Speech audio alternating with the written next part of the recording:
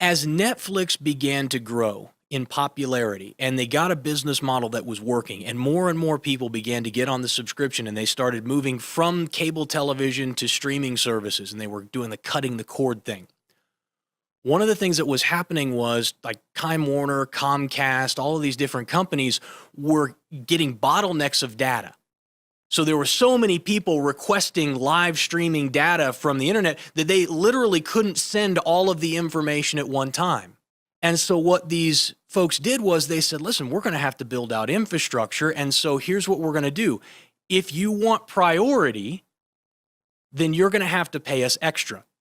They went to Netflix and they said, listen, you guys are complaining about the fact that your streams are getting cut short and people are, you see in the dial rather than a streaming video. We said, well, the problem is things are getting bogged down. But if you guys want to pay extra, we'll make sure that your data gets sent before everybody else's.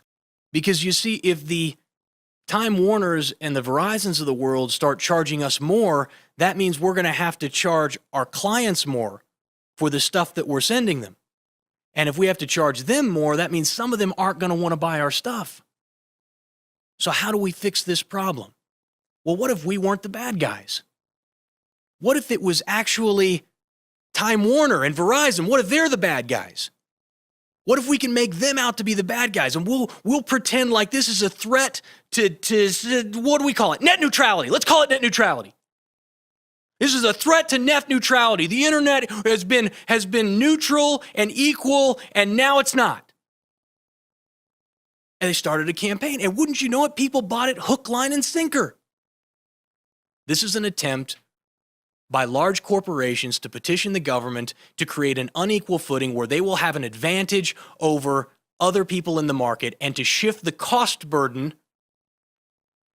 and distribute it across everyone rather than it being with them where it belongs. That's what it is.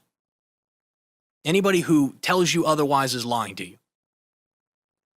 And it's a shame that more people don't know it and they don't recognize it, because now that these rules are looking at being rolled back, what you're going to see, what you should see, is nothing changes. You should see the internet continue to be an open and free market. You should see the continued advancement and opening up of wider broadband services, of fiber optic internet connections to more people in more places.